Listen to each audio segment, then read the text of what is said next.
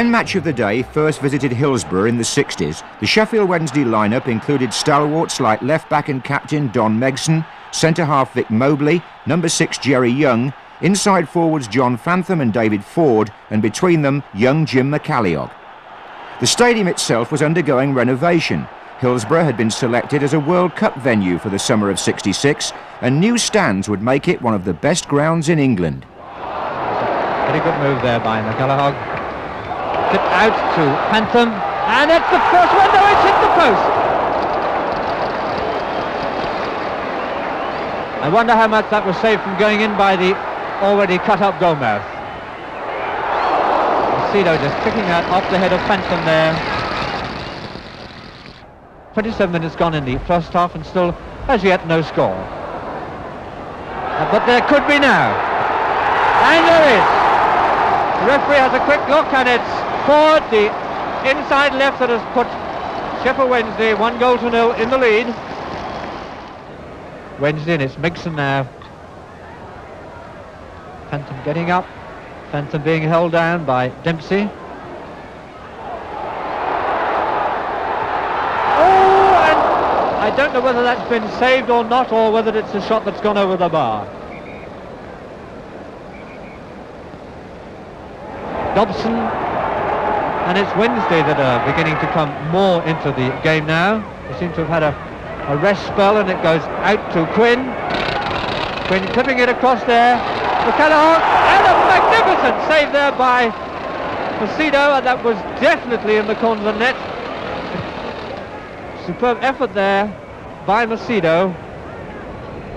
Well, Sheffield Wednesday were always the better side right from the word go here, and I think a lot of this was due to the fact that their two wing halves got on top of both Haynes and O'Connell, the inside forwards of Fulham, very early on in the game, and from then onwards it was mostly Sheffield Wednesday. When Wednesday travelled to Craven Cottage for the return fixture later in the season, Ron Springett had resumed his place in goal, and Peter Eustace was displaying his smooth skills at right half.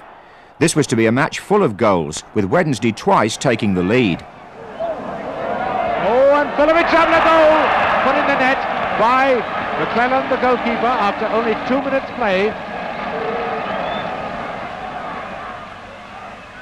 Now here's Cohen for Fulham. Cohen across to Robson. This is Cohen, one of the fastest backs in the game. So fast he was booked for speeding on the way to the ground. And a lovely shot from Springett. There's the goal! A goal scored by the outside left Quinn.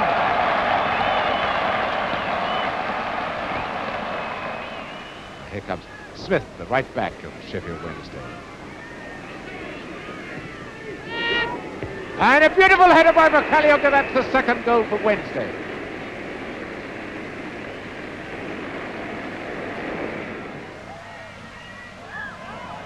Cohen, lovely sent down, a goal!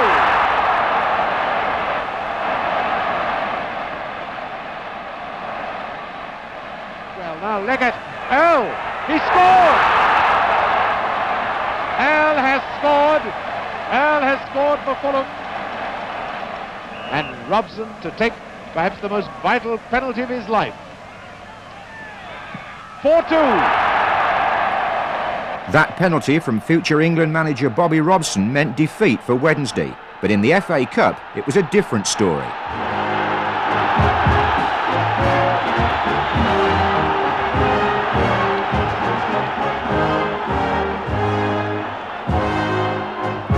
Ewood Park Blackburn was in festive mood for the quarter-final, but Wednesday were to spoil Rovers' party and give their travelling fans something to celebrate.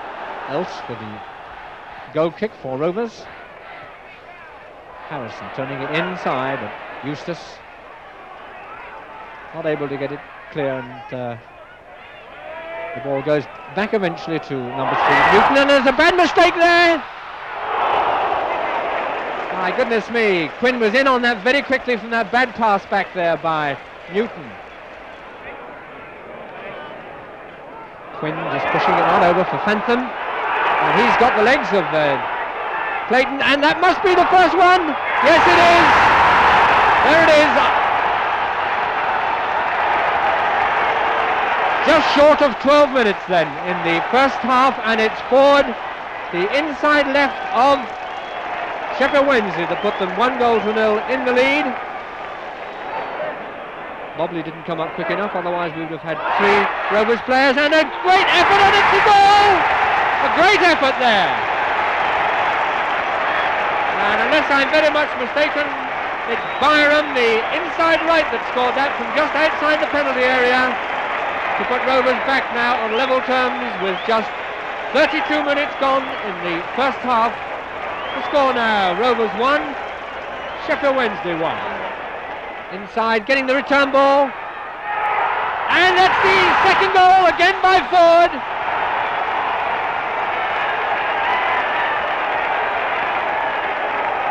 Ford it is then, number 10, the inside left of Wednesday, that has put them 2-1 in the lead. And he put Wednesday into the semi-final at Villa Park. This is Bantham. It's a good one! Ford has scored! A goal! 60 seconds to go. As far as the Wednesday supporters are concerned, it's all over now. And here's Ford. He's got McCalliog in the middle, he's got Pugh in the middle. There's McCalliog. A goal! That is it! McCalliog has scored against his old club. And that is it. Chelsea are out of the cup. It was terrible. Terrible? Why terrible? You got to Wembley. Yeah, we got to Wembley, but you know, I know them for 2 years, and you know, it's a big thing. I seen them get beat last year, how bad they felt, and it'll be the same in the dressing room now. So there really is sentiment in this big-time professional football, is there? Yeah, for me there is. You know. Now, your sorrow must be tinged with a bit of happiness, though, isn't it, that you're going to Wembley yourself? Oh yeah, I'm happy for, you know, the boss and the players, you know, it's done so well, and also I'm happy for my mother and father, because, you know, well, I left Chelsea and now we've beat them in the cup, so makes them a lot more happier, you know. And so to Wembley, and Wednesday's first appearance in the FA Cup final for over 30 years. Manager Alan Brown and his team couldn't have wished for a better start. What's up? Good throw to Ford. McCalliog, a goal!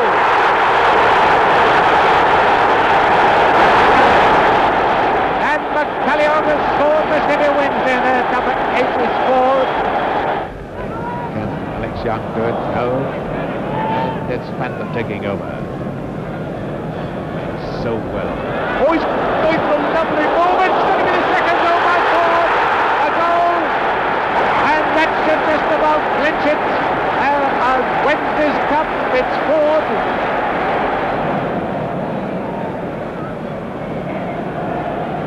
That's Hardy to Gabriel to Harris. Now a chance for Trabuco. He scored. No, Trabuco has scored for Everton. Sheffield Wednesday have brought everybody back now. They have 11 men between the wall and their goal. Scott going to take it there, you see. Harris moving up. Scott. Trabuco. A goal! He's equalised!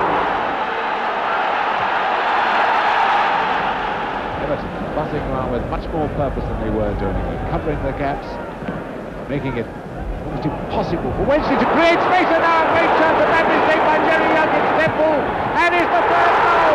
Oh, what a tragedy for Jerry Young. Poor Jerry Young was never allowed to forget the mistake which cost Wednesday the cup. The following season, the 4-3-3 formation was in vogue after England's success in the World Cup.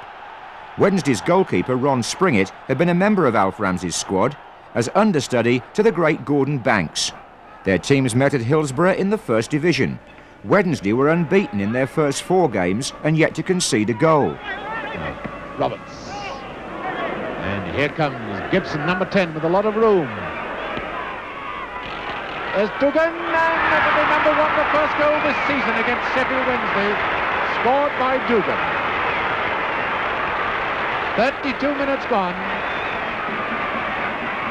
Even injury time must be running out now.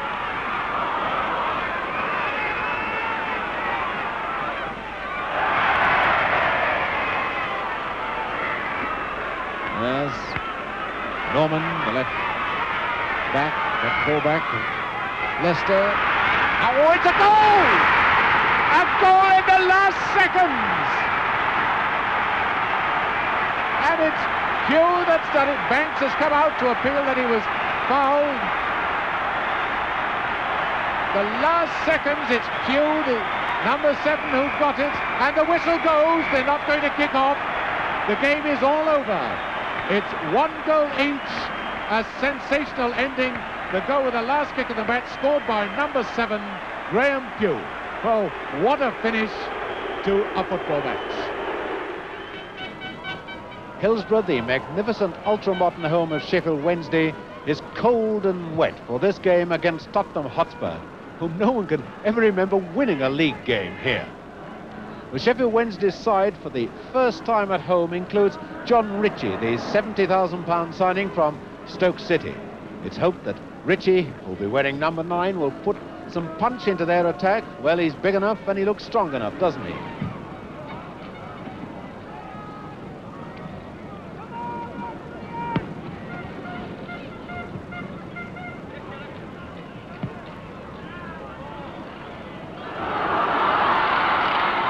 Phantom. Back to Eustace. And the chance, yes, it's there! It's got my fourth!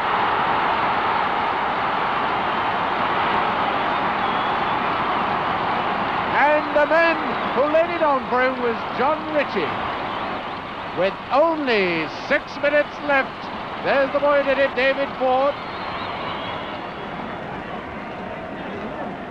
I don't suppose any loyal Sheffield Wednesday fan regrets the drenching he got this afternoon, not having seen Sheffield Wednesday pick up 2 points at home for the first time since the end of August. And just after the game, I spoke to the Wednesday manager, Alan Brown, and asked him what he thought of the game, and especially about Tottenham Hotspur. Yes, Tottenham are one of the many good sides in the First Division, very well disciplined with a high degree of skill and with much more experience than we have. I consider that we have done extremely well to have finally beaten them on this ground today. Did you think that you were going to get through, or did you think like the rest of us it was going to be a goalless draw? Well, it looked very much like a goalless draw, but with a team like Tottenham and also ourselves, there's always this danger of a last-minute goal, a last-second goal sometimes in our case, and we always lived in hope. But Brown never achieved more than a mid-table position in his 4 years as Wednesday manager. Evans, trying to tee it up for Knowles. A beautiful goal, superbly taken.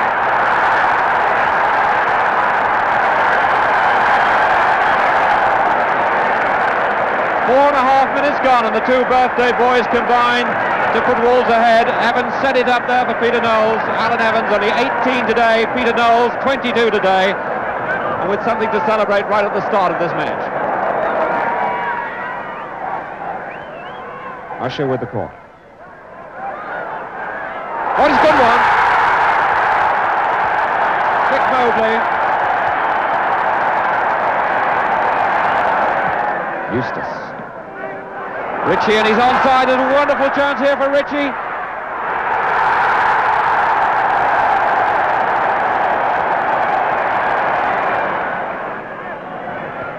Knowles to Bailey. This could be Wolves' last chance now. Dugan yelling at the far post for it. Evans. Oh, what a good goal!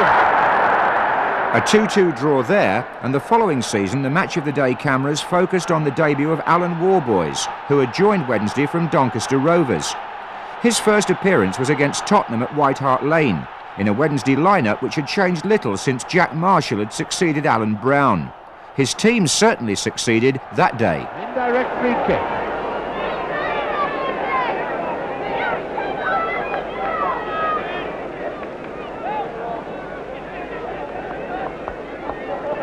Kaliak going into the middle. Ford there, and Ford is going to take it. And it's the no-goal! Kaliak is claiming it. So Well, McCalliog is the scorer. Seemed to me to come over Tottenham player.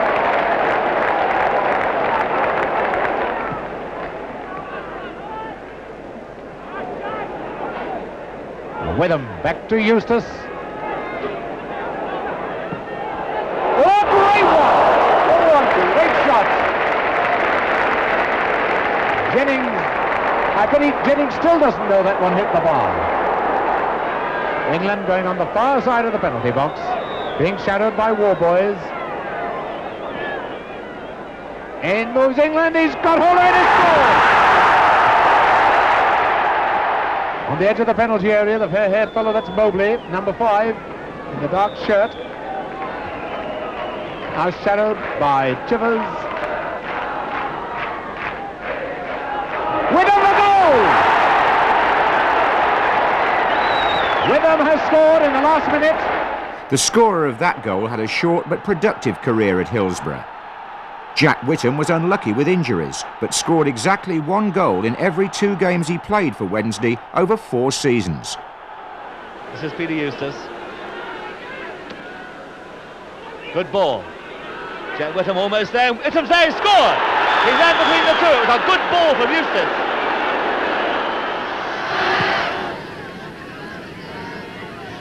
Young, Whitham, John Kay, trying to find Brown. Tommy Craig. Coleman, Whitham!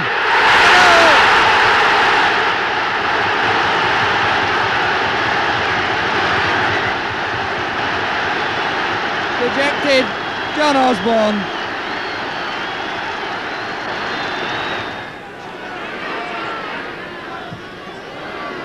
War boys. Paul Whitham, it's Corbett's ball.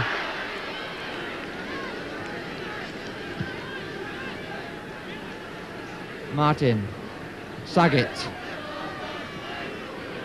Brown coming in on it again. Oh, what a good goal! What a cracking goal by Tony Brown. Really hit that on the volley. Coleman. Craig. Young. 2 inside. Whitham going for it. Oh, they all left it! Oh, Whitham may have got the touch, if not it's Jerry Young's. Whitham seems to be claiming it, but they all left it. Despite that cup victory, Wednesday were now in the 2nd division. Clement getting out of trouble well.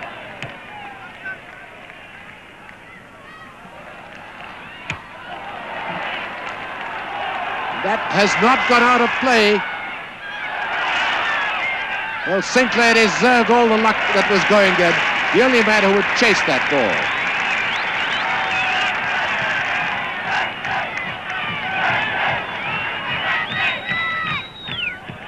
Sinclair. Sissons back to Wilcoxon. A goal! That had to come, and it had to come from Wilcoxon. The Owls would not return to the 1st division for 14 years. That's put Wednesday in trouble. Alder has got through here, past Clements. Holsgrove coming across. Oh, what a fine goal by Doug Alder. A perfect example of how to take a chance.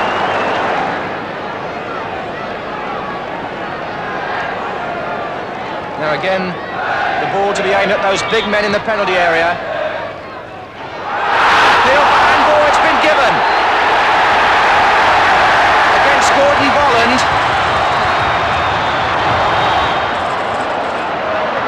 And Sheffield Wednesday now have their best chance of all.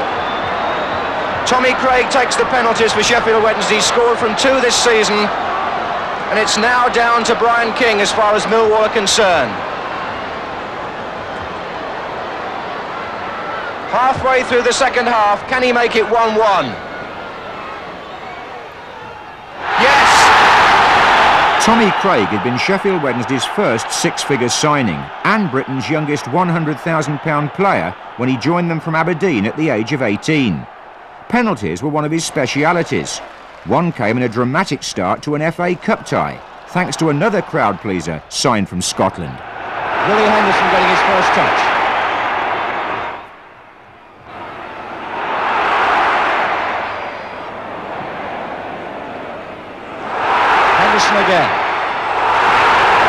Noel Blythe's foul, it's a penalty. In the very first minutes, Noel Blythe has given away a penalty. Willie Henderson was the man who was fouled, jinking his way through just inside the box. It was a trip, or so it looked from here. And so in the very first minute, John Jackson, the Palace goalkeeper, who saved from Martin Peters last week, has to face Tommy Craig.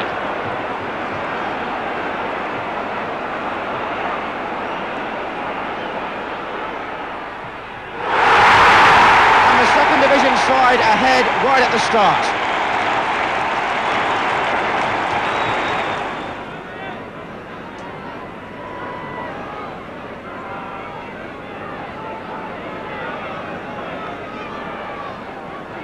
Rogers picking up pace. Oh yes, it is! John Craven's goal earned Palace a replay, and although Wednesday eventually got through, they lost to Chelsea in the 5th round. The 70s were to be bleak years for Wednesdayites. In 1974, the club only survived in Division 2 by winning their last match. And a year later, the unthinkable happened. Sheffield Wednesday won only 5 league matches all season, and found themselves in the 3rd division for the first time in their history. Cameron. Harvey's pushed forward now, down the right wing. This is Potts, though. Cameron again. Here's Harvey. Good 1-2. Coming to Shaw. Number 10, Henson. Quinn. 3 in the middle. Potts was unmarked and scored easily. Palace just standing there looking at one another and nobody looking at Potts. Kemp now beginning to come into the game more now, David Kemp. And he's brought Johnson into it. Holder comes for the short one. That was Jeffries. Oh, fine effort. Swindlehurst, Jeffries again, and Kemp! David Kemp! After 5 forgettable years in Division 3, Wednesday started the long road back. There have been few derby matches in the Steel City more important than the one that took place in the 3rd Division in the spring of 1980. A crowd of over 40,000 were inside Bramall Lane, together with the Match of the Day cameras, to see whether one or both Sheffield clubs could win promotion. Wednesday's manager Jack Charlton had got together a well-organised side which included local products like Mike Pickering and Mark Smith in defence, Kevin Taylor in midfield, and in attack Terry Curran, a flair player who could be quite frustrating but on his day quite brilliant. This, as United found to their cost, was to be one of those days.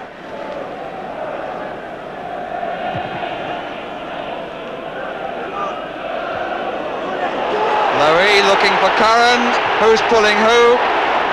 50-50 is the verdict.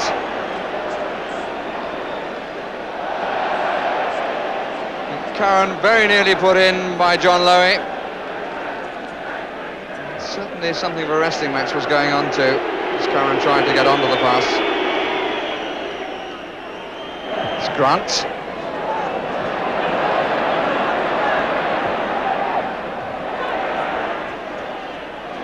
Hornsby. It's rather a strange position for McPhail to come from, but it was effective. Blackhall. Diagonal cross met by Miller. And a good save by Poole. A diagonal cross that was fairly low, and Miller met well, and the goalkeeper saved well. McPhail's taken a position on the far right. There's one dummy run. The marking going on there. And it's Butlin who hits it against the post, and McPhail who puts it in.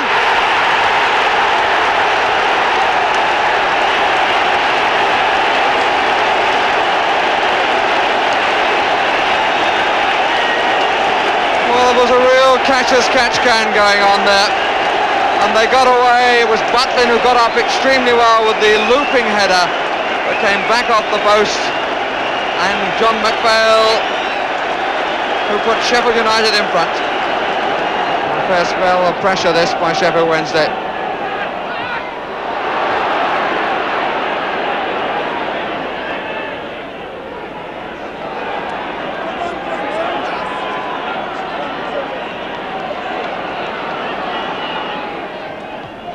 Curran. This time it's Cutbush at his back. And Sabella. And he's got away from them. Oh, and he does so well! He had 3 men around him. And he just came round in a wide arc, and no wonder he falls to his knees to take the applause of the Wednesday supporters. But the United supporters must be wondering how on earth he was allowed to go away. He came away in an arc, and when he was in space he hit a right foot shot that was beating the goalkeeper from the moment that the ball was struck.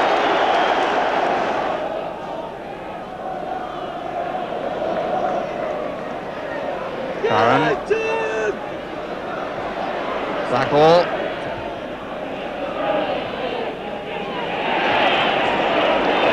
Grant hit it well and produced a good save by the goalkeeper coming forward to his 6-yard line. Plenty of beef behind it. The goalkeeper was coming forward and turned it away well. 10 minutes left.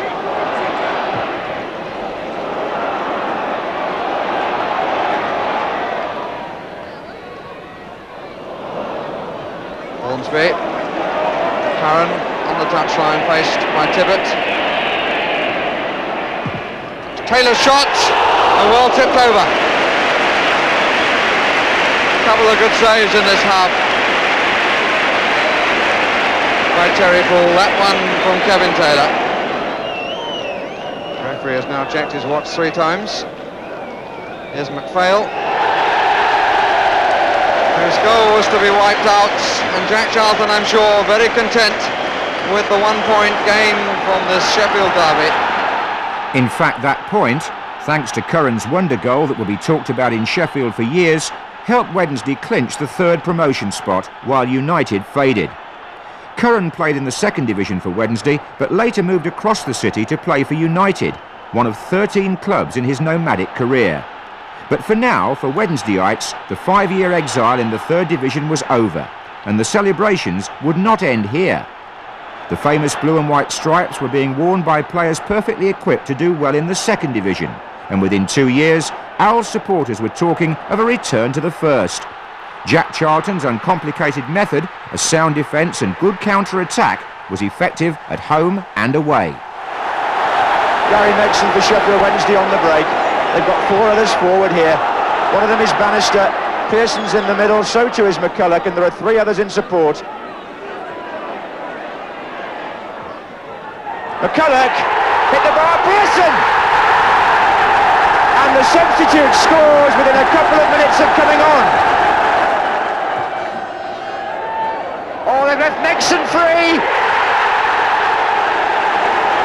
2-0 to Wednesday. 30 minutes from the end. The scorer, Gary Megson. McCulloch at the post. Bannister!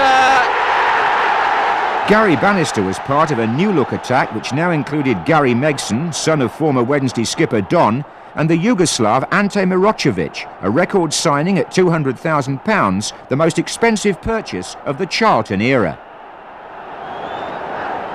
Mirocevic. Bannister. In early to Curran. Oh, and Pearson! Good save by Day.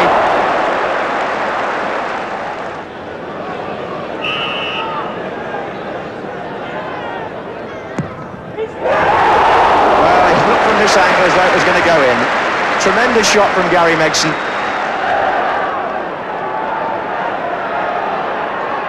Megson to Taylor. In again for Mirocevic. Are they holding him there?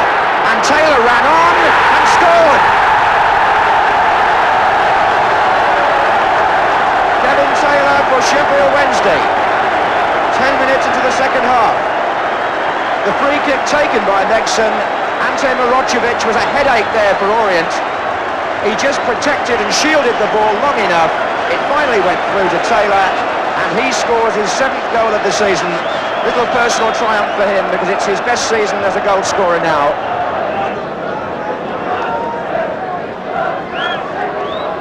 Bannister's little flick. Williamson supporting the attack again. Here's Megson.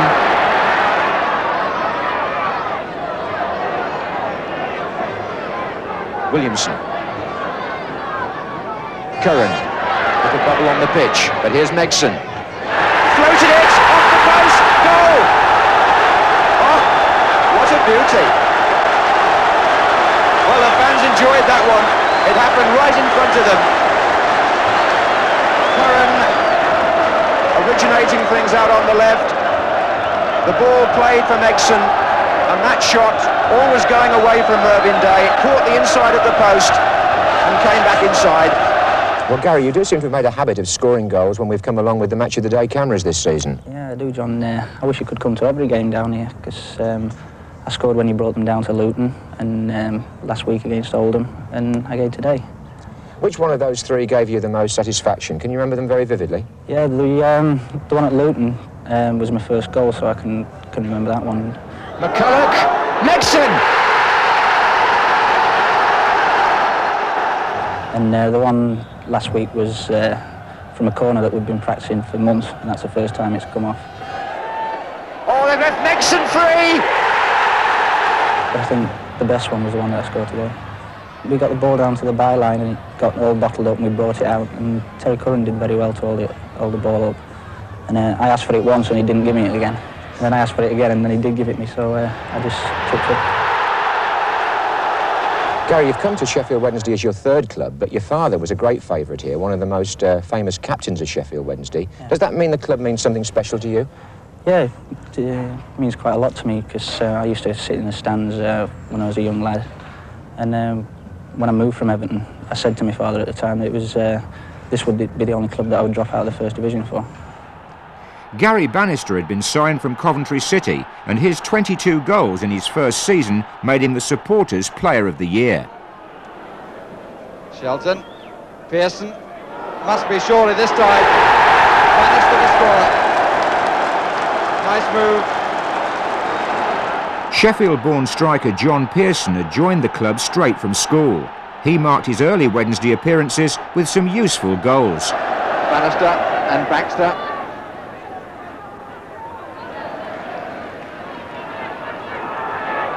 Solid display, is Baxter. But suddenly out of nothing, Pearson scores.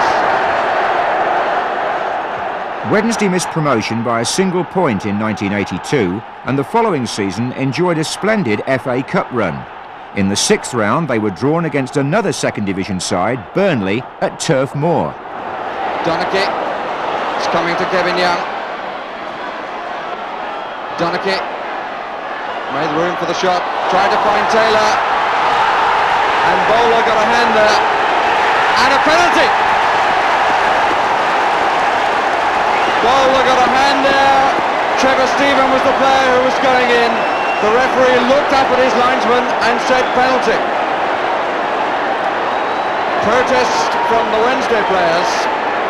But the referee certainly hesitated and looked at the linesman, who was in a better position to see whether Bowler had gone for the ball or whether he'd taken the man. And the linesman on this near side said that he'd taken the man. And Taylor will take the penalty and hits it straight at the goalkeeper. So Steve Taylor, whose penalty won the tie against Crystal Palace, misses from the spot at the start of this quarter-final contest. Only 5 minutes gone. Dobson changed his mind and escapes. No, he doesn't. Oh, they all stood and waited. And Bannister opens the scoring. Sheffield Wednesday have the lead by courtesy of the Burnley defence. Dobson initially pulling out as the ball came over his head, and then the two defenders and goalkeeper waited, and Bannister nipped between them to dump the ball in. No problems for Jack Charlton at the moment. Skirting in a bit. Oh! That's a brilliant goal! Cassidy the scorer. Cassidy, who got down as Lyons got down and has hurt himself in the process. Ball from the corner coming over the head of Hamilton. Cassidy and Lyons both went low for it. Wednesday won the replay 5-0 but lost the semi-final to Brighton. After nearly 6 years, Jack Charlton left Hillsborough. His successor, Howard Wilkinson, had immediate success. Sheffield Wednesday have reached the vital stage of their bid to return to the First Division after an absence of 14 years. With 8 games still to play at Hillsborough, Wednesday must be confident of winning promotion because of their impressive home record. These 12 players have appeared in most of Wednesday's home games, which have brought them 32 out of a possible 39 points. This is Verardi for Sheffield Wednesday.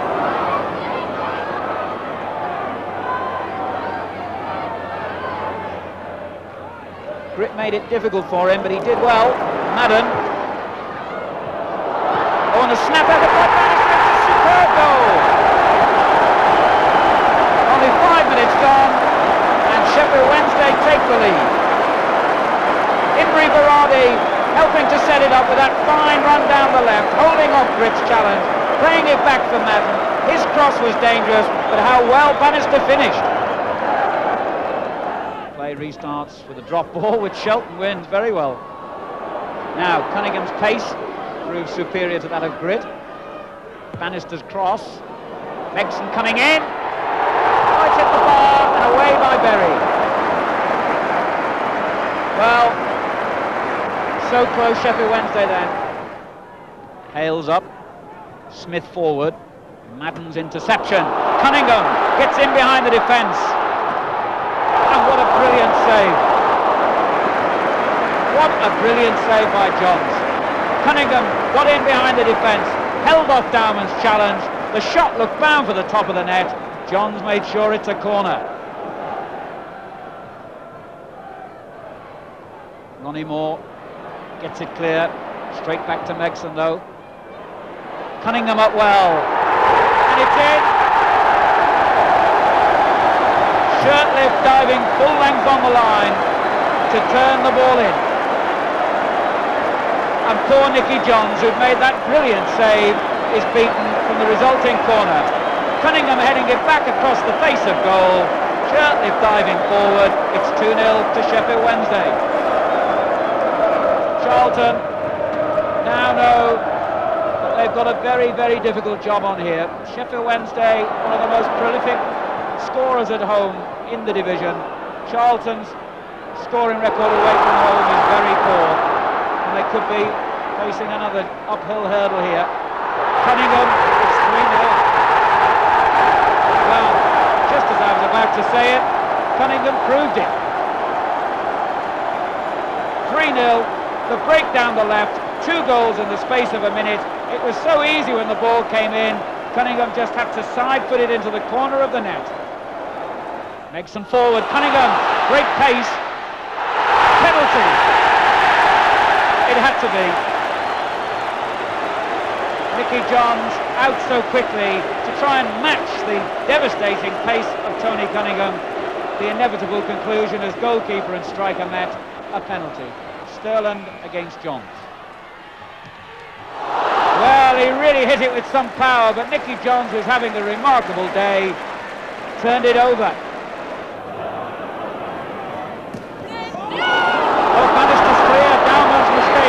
Verardi unmarked. How about that? Imre Verardi, cheeky, cool and calm. It's 4-0. Dowman's mistake. Bannister couldn't believe the gift. Slid it across the penalty area to Verardi, who knew exactly what to do and did it. Sheffield Wednesday 4, Charlton Athletic 0. And Lorimer got his head to the ball. Now Worthington. Turned back in, Bannister. Oh, and David Harvey just clawed it round, going down. Maybe a bit unsighted at first by Bannister's header. So it's a corner again to Sheffield Wednesday. And Cunningham's flick, and the header there was by Bannister. and Varady went in for the rebound, and neither of them could quite get there, and Leeds can break, and break well. Ritchie played a splendid ball to Butterworth, and he's got Barnes free to his left. Peter Barnes had to take it first time.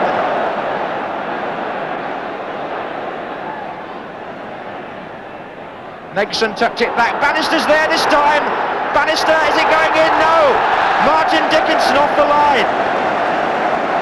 With Harvey beaten, number 6 Dickinson saves Leeds.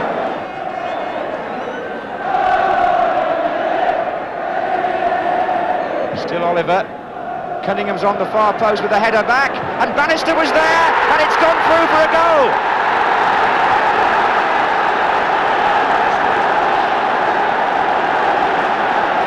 Sheffield Wednesday's pressure pays off with 10 minutes to go. Cunningham knocked it back, and Bannister, it might have just taken a slight deflection on its way through, but David Harvey had no chance. And this could give Sheffield Wednesday 3 points, but Leeds will come back at them in the last few minutes. Sellers. And Ritchie's there! They came back straight away!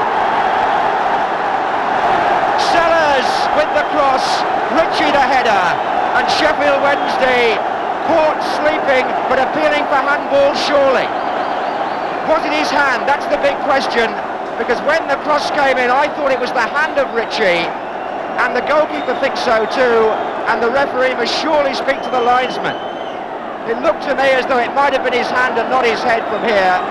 Mike Lyons has said come away, they're going to consult. But there's a moment of controversy here. What's going to happen? A goal's been given. They've given the goal to Andy Ritchie, but there will have to be a question mark as to what part of his anatomy put the ball in the net. Ray Varady. Pulled down, but the advantage is his really. They've got the ball. Worthington. And Megson's in there. Cunningham for Sheffield Wednesday. And he sets up Imre Varady. And now Bannister. And now Megson with the chip. Oh, brilliant save. Just saw the keeper possibly edging off his line and went for the delicate side foot chip, Glenn Hoddle style. But Harvey knew what was on. Lorimer. And the Yorkshire derby ends all square. When Wednesday ran out to face Grimsby in April, promotion was just round the corner.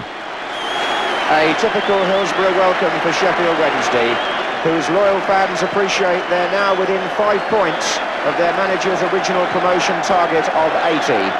Wednesday have won 7 and drawn 3 of their last 10 league games, even though the team is currently not at full strength. Pearson.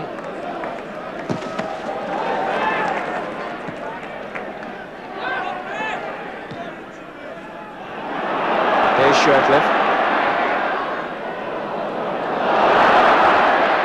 And that's Cunningham. Nexon's well forward here in the centre, number 7. And Pearson, good save by Nigel Batch.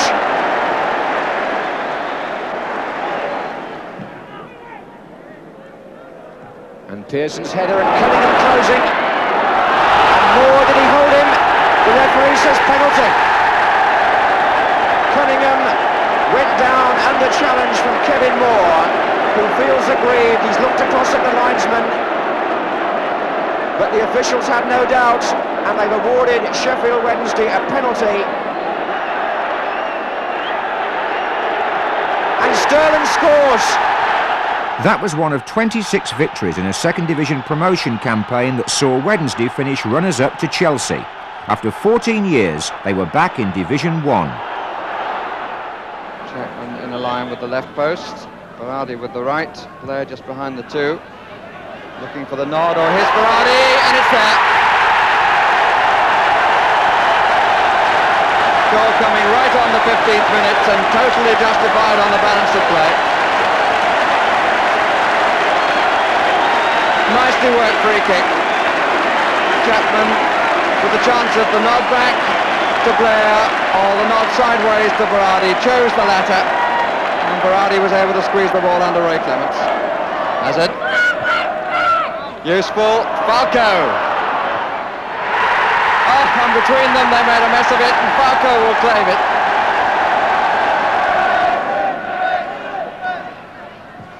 Sterling the only defender forward. Brady got the flick across.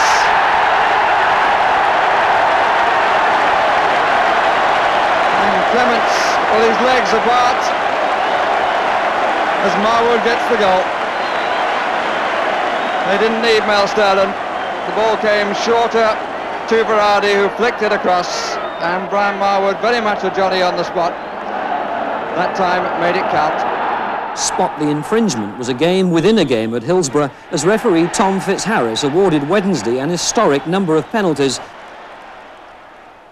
This first after 16 minutes, apparently for a push by number 8 Brian Steen. Both sets of players looked puzzled, but Andy Blair gratefully put Wednesday one up from the spot. 15 minutes later, the crowd of 18,000 saw Wednesday go 2 up, Luton's defenders failing to get the ball away from danger and Brian Marwood scoring an opportunist goal. More eagle-eyed refereeing profited Wednesday in the second half and compounded Luton's misery. Even a slow-motion replay, though, fails to confirm handball here by Maldonnicky after 53 minutes.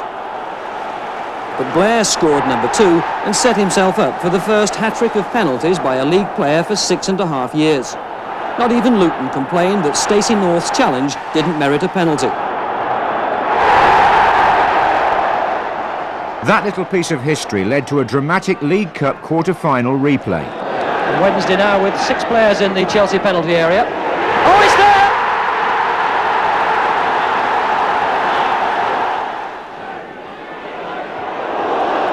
Bit of a mix-up there between the Chelsea keeper and Joey Jones. This is Blair. Oh, easily beats Mickey Thomas. Lovely ball to Chapman, and it's in! Lee Chapman gets Wednesday's second.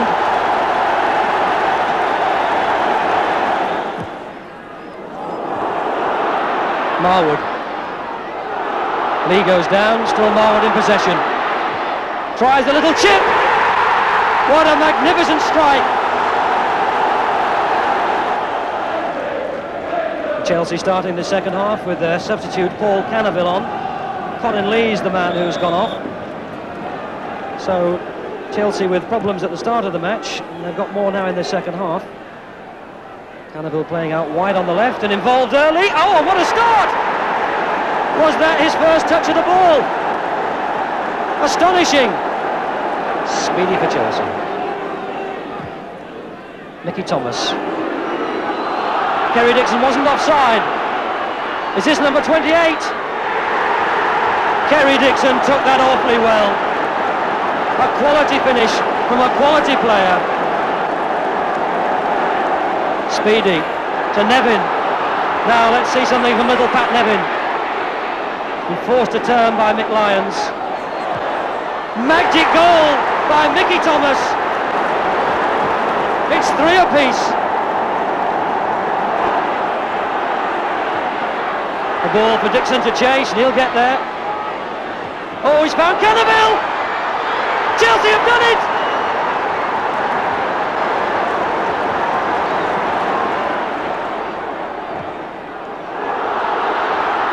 Mel Sterling still got it, and that must be a penalty.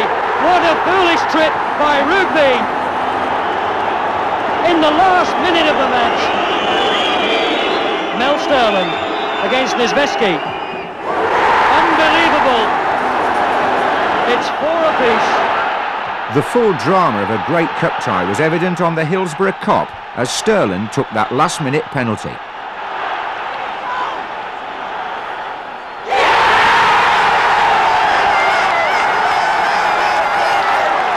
Wednesday lost the third match 2-1 at Stamford Bridge, but Howard Wilkinson had re-established them as a First Division force. Sheffield born and bred, his love of the club, for which he'd played for 4 years in the 60s, was something the supporters could identify with. His direct style of play piloted Wednesday to 8th position in their first season back, and 5th a year later, their best performance for 25 years. They were now rubbing shoulders with the best on equal terms. Chapman's header, Marwood's goal.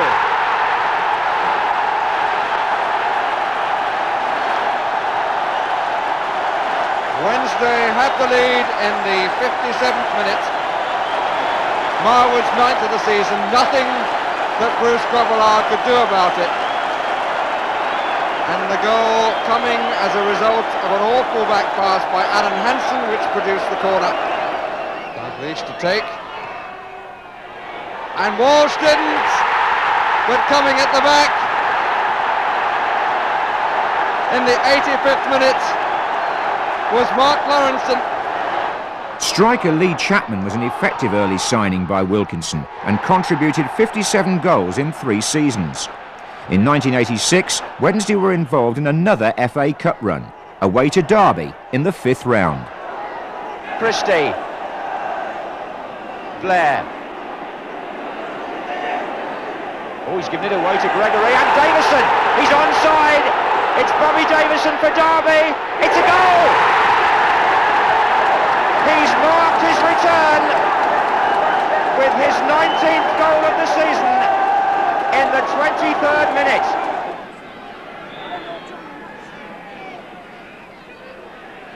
And nearly was it? It is in, yes. Of Trevor Christie. Wednesday won the replay 2-0, earning a 6th round tie against West Ham. And Smith flicked it on off the line by Devonshire, I think. Morris. And driven again. And a goal. Worthington is the scorer. The game being played at a very fast pace. Megson forward this time. And Shutt came inside well. And a good effort. And a goal. Wow, this is the man they're talking about. And he's made it 2-0. Carl Shutt. Dickens. Nice turn. And a through ball for McAvenny. Morris is the defender for Wednesday. McAvenny holds him off. He's got 2 in the centre. Cotty's arriving now. And there's Cotty. And it's a fine goal. So, exactly 20 years after McCalliog and company had conquered Chelsea at Villa Park, Wednesday were back at the same semi-final venue to face Everton. The modern team were just 1 step away from Wembley, but one familiar face was missing. Winger Brian Marwood was out injured, and the Wednesdayites, whose backing meant so much to Wilkinson and his team, knew that Marwood was a vital ingredient in the Owls' style of play. Everton had been in a semi-final on the same ground a year earlier against Luton, and now in a tight game that went to extra time, their greater big match experience proved a significant factor. It's Ratcliffe with the free kick. Nixon's header out, Bracewell. Hooked back in. Snowden away from Harper. Back in by Mountfield. Now Harper is onside. And he's got the ball over the goalkeeper. And Alan Harper, the substitute, has scored for Everton. These are anxious moments. Everton having just scored. Hart is there. Shelton's arriving. Away by Stevens as far as Snowden. Back in again. Hart and Chapman. Hart's header. Shutt! Yes, the equaliser. Carl Shutt. 3 minutes after going behind, Sheffield Wednesday are level. What a reply. It was instant. The free kick wasn't properly cleared. Paul Hart stayed forward. The ball was flicked on, and Carl Shutt, the man of the moment in the FA Cup this season for Wednesday. 2 against Derby in the 5th round replay, 1 against West Ham in the 6th round, and the equaliser here today from a 24-year-old who was with Spalding United a year ago.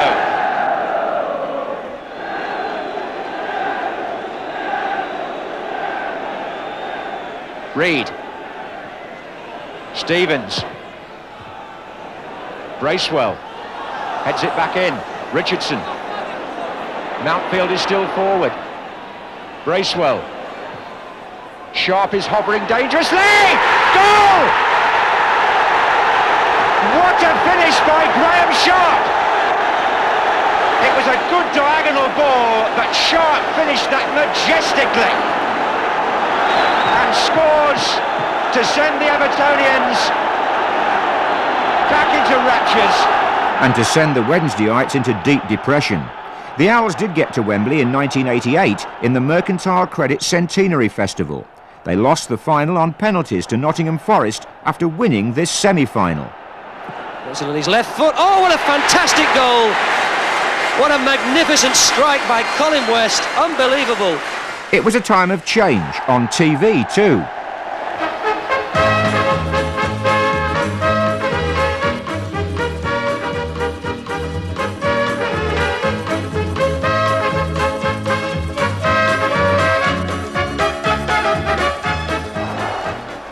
The 1988-89 season saw sweeping managerial changes at Hillsborough. Howard Wilkinson left for Leeds in October and his assistant Peter Eustace took over. But this FA Cup win over Torquay was one of only 2 Wednesday victories in 19 games, and in February Eustace was replaced by Ron Atkinson. Then the Hillsborough disaster cast a shadow over the club and the city.